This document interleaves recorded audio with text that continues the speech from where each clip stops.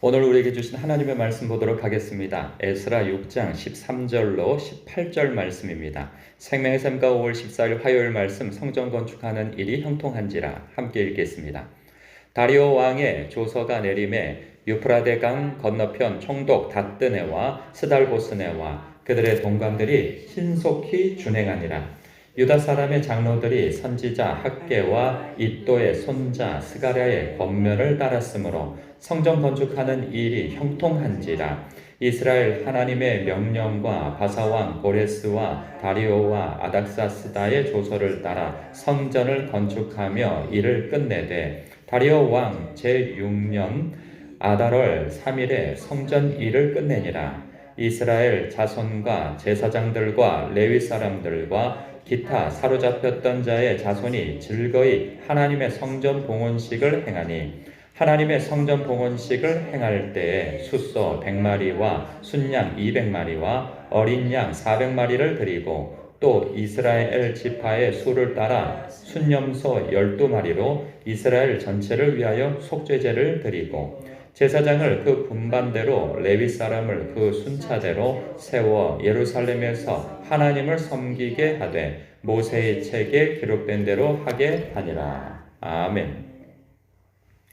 아무리 잘 나가는 일도 하나님께서 도와주시지 아니하시면 또 하나님의 때가 아니면 잘 되던 일도 사방이 가로막히는 일이 생기고요. 또 그 반대로 아무리 막힌 일도 하나님께서 열어주시면 탄탄대로가 열리는 줄 압니다. 오늘 말씀을 보면 다리오 왕의 조서가 내려지니 모든 상황이 그냥 쫙 풀리게 되어져요. 근데 그 다리오 왕을 누가 만지셨게요? 하나님께서 만지신 거 아니겠어요? 그러니까 모든 일들이 형통하게 되어지는 것을 봅니다.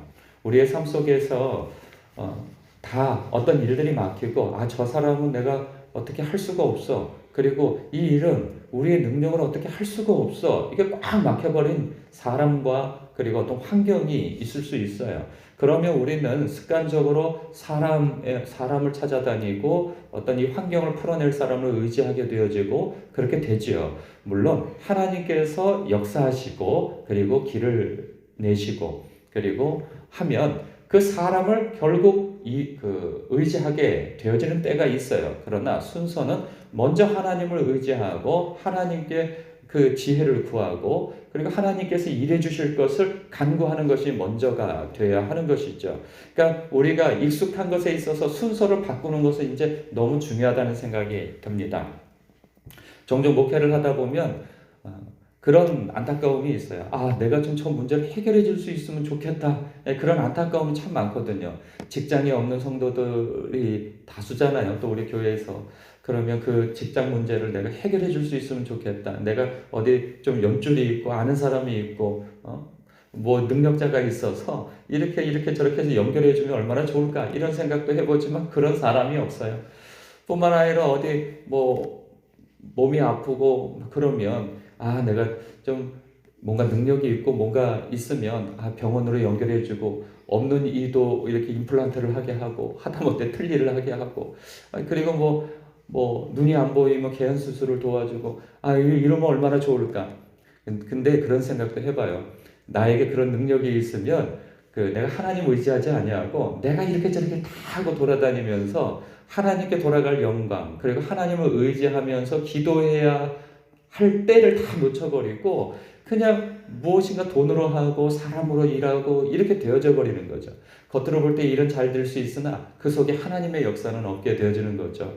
그런데 그 반대로 참 감사한 것은 무엇인가, 내가 그런 돈도 없고 인맥도 없고 뭐 아무것도 없으니까 하나님을 의지하게 되잖아요. 그런 과정 속에서 하나님을 더 의지하게 되어지고 또 때를 따라 돕는 은혜의 손길을 경험하게 되어지면서 하나님을 향한 더 믿음이 굳건해지는 거죠. 저만 그런 것이 아니라 우리 성도님들도 다 그런 경험들로서 하나님 안에 있게 되어지는 거 아니겠어요? 그러면서 하나님과 동행하며 그 하나님을 알아가는 것, 그것이 구원이라고 하잖아요. 우리 예수님께서 영생은 유일하신 참 하나님과 그가 보내신 자 예수 그리스도를 아는 것이라. 우리가 이런 과정 속에서 하나님을 알아가는 거 아니겠어요? 그런 일들이 여러분들에게 늘 있으시길, 그리고 있는 것을 감사하고 축복합니다. 여기서 또 선지자 학개와 이도의 손자 스가랴의 본면을 따랐으므로 성전 건축하는 이 형통했다라고 이야기하고 있어요. 왜 형통했겠어요? 이 사람들이 하나님의 음성을 듣고 그리고 순종하여서 성도들을 격려하고 또한 그 힘을 주는 거 아니겠어요? 그런 부분에 있어서 우리 기도하는 사람들이 정말 영적으로 민감해야 할 필요가 있습니다.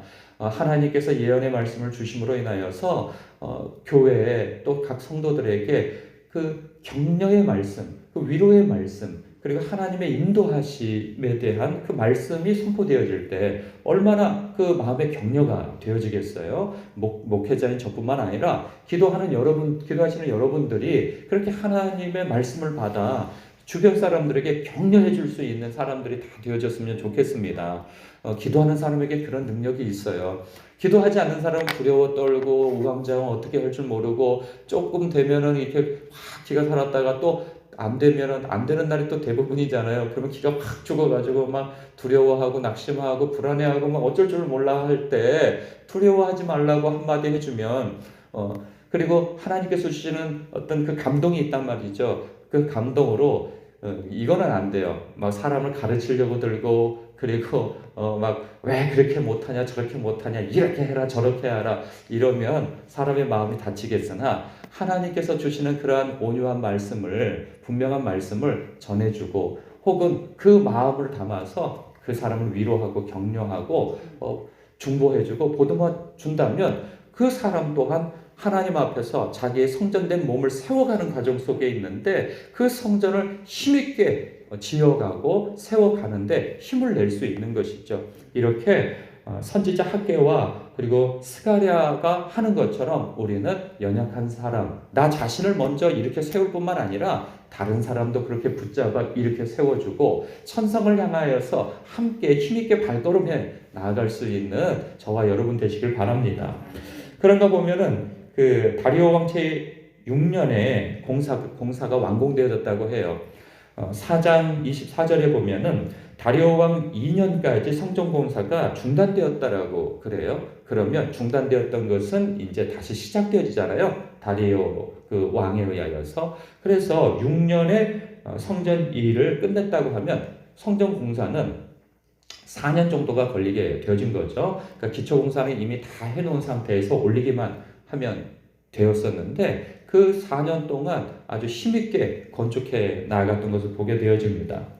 그래서 완공이 되어져서 하나님의 성전 봉헌식을 행할 때 이 하나님의 백성들의 마음 상태가 어떠했는가를 보니까 16절에 이스라엘 자손과 제사장들과 레위 사람들과 기타 사로잡혔던 자의 자손이 즐거워했다는 거죠. 그러면서 하나님의 성전 봉헌식을 행했다고 얘기하고 있어요.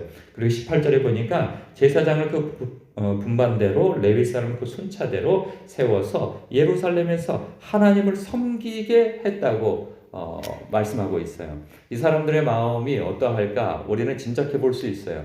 너무나도 즐겁고 행복했을 거예요. 왜 그랬을까요? 자신들의 힘으로 하나님께서 주시는 명령에 따라 그곳에서 삶의 기반이 있던 그 페르시아 흩어졌던 그곳에서 돌아오는 것도 굉장한 결단이었고 돌아와서 성전을 세워 나가는 그 과정도 정말 만만치 않은 그 세월이 있었어요. 그러니까 10여 년 넘게 이런 세월 그리고 자신들의 피땀을 흘려서 그리고 그 성전을 직접 세워 나가며 그리고 기도하는 과정 속에서 하나님께서 역사하시는 것을 또 경험하게 되어지지 않았겠어요? 그러니 그 감격이 컸을 거예요. 그래서 하나님의 일에 힘쓰는 자는 그 하나님께서 역사해 주시는 것 그것을 보게 되어지고 경험하게 되어지고 이 신앙의 재미가 있는 거예요. 뿐만 아니라 저는 이런 것도 느끼게 되어집니다.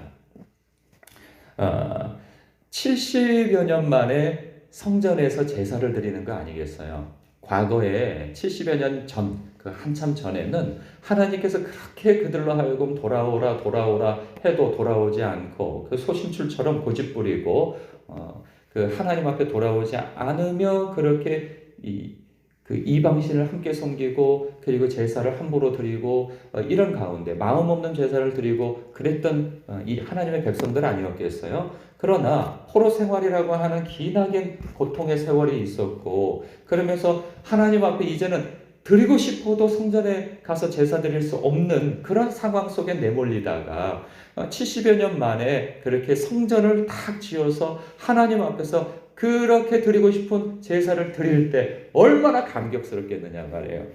사람은 그런 게 있어요. 그러니까 무엇인가 그 소중한 것을 느끼는 것은 어느 때인가 그것을 잃어봤을 때, 그것에 대한 결핍을 느꼈을 때 그 비로소 감사함을 느끼게 되는 거죠. 사람이 음식을 언제 감사하게 생각합니까? 늘 잘 먹고 잘 살 때 그런 거 느끼지 않아요. 정말 배고플 때, 그리고 내가 뭘 먹고 싶어도 먹을 수 없는 건강 상태에 이를 때, 그때 비로소 건강의 중요성을 알게 되어지고, 내가 내 입으로 먹을 수 있는 게, 내 손으로 떠먹을 수 있는 게 얼마나 감사한 일인가, 그리고 내가 음식을 먹을 수 있다는 게 얼마나 감사한가, 이런 것들이 감사하게 되어지는 거죠. 우리가 항상 이렇게 준비되어져 있는 환경 속에서 그 하나님 앞에 교회에서 예배를 드린다는 거, 이거 너무 익숙해져 가지고 감사함을 잃어버릴 때가 있어요. 그래서 내가 가고 싶은 데 가고 내가 말고 싶으면 말고 이렇게 되어지는 경우들이 얼마나 많습니까? 그런데 내가 교회에 가서 예배를 드릴 수 없는 상황이 닥칠 때가 온단 말이죠. 건강이 좋지 않을 때든지 아니면 어떤 사건으로 인해서든지 그런 일들로 내가 교회에 가서 예배 드릴 수 없는 그때에는 아이고 뭐 교회에서만 예배 드립니까? 다 집에서도 드리고 산으로 들러 다니면서도 다 예배 드릴 수 있는 거죠. 내 몸이 성전 아닙니까? 이런 소리를 하는 사람도 내가 교회에 가서 예배 드릴 수 없는 상황에 되어진다면 정말 어느 때인가 내가 하나님 앞에 나아가 이 교회에서 예배드리게 되어지면 그 감격은 말할 수 없이 크게 되어지는 것이죠. 그래서 우리는 무엇인가 잃었을 때, 내가 하고 싶어도 할 수 없는 그 상황에 직면되어졌을 때 비로소 고맙고 감사한 것을 느끼게 되어지는 것이죠. 그런 걸 본다면 우리가 없는 것이 되어지는 것이 기적이다. 그리고 이것이 하나님의 응답이다 라고만 생각할 것이 아니라 이미 하나님께서 나에게 허락하여 주셔서 내 주변에 있는 그것들, 나의 손에 잡히는 것들, 내가 할 수 있는 그것들, 이것들을 감사하는 것도 우리에게 필요한 것이죠. 왜? 이미 사람들은 그러잖아요. 내가 다리가 어디 멀쩡할 때에는 그런 마음이 안 들죠. 감사한 마음이 안 들죠. 그러나 내 다리가 수술을 해서 이게 막 잘라야 된다, 붙여야 된다, 막 이런 이야기들이 오고 가고 막 이렇게 되어지면 하나님 앞에 간절히 기도하게 되는 거 아니겠어요? 그럼 하나님 나 다리 안 자르게 해주세요. 이 다리 수술 잘 돼가지고 이 다리로 내가 스스로 걸어다니게 해주세요. 막 그렇게 되는 거 아니겠어요? 그러다 놀랍게도 이렇게 수술이 잘 되어져가지고 다리가 이제 막 회복 단계가 있고 막 그러면 막 하나님 감사합니다. 이거 하나님께서 주신 다리입니다. 막 그렇게 생각할 거 아니겠어요? 그런데 건강할 때 하나님께서 주신 다리 아니겠어요? 건강할 때 감사하면 얼마나 좋아요. 그렇게 생각한다면 우리의 삶 속에 이미 하나님께서 허락해 주신 그 감사의 거리들은 너무나도 많은 거죠. 그래서 우리가 뭘 없는 것, 결핍한 것을 늘 달라고 그러면서 이거 주시면 하나님이 살아계신 줄 알겠습니다. 물론 절박하면 이렇게도 기도하는 것이 꼭 필요한 일이죠. 그러나 이미 우리에게 허락되어진 것을 하나님 앞에 감사하며 하나님께 그 감사의 찬송과 그 고백을 해드리는 것, 이거 하나님 앞에 올바르게 드리는 제사가 아닐 수 없습니다. 오늘도 여러분들의 그 결핍이 있다면 때를 따라 돕는 은혜를 구하시면 하나님께서 또 때를 따라 돕는 은혜를 채워주시는 하나님 아니시겠어요? 그 하나님 앞에 여러분의 결핍을 구할 뿐만 아니라 이미 허락해 주신 것에 대하여서 조목조목 생각하면서 하나님 앞에 감사와 찬송을 드리는 하루 되시면 여러분의 심령이 더 풍성한 그리고 더 기쁜 하루가 될 것이라 믿어 의심치 않습니다. 오늘 그러한 하루가 되시기를 주님의 이름으로 축복합니다. 기도하겠습니다.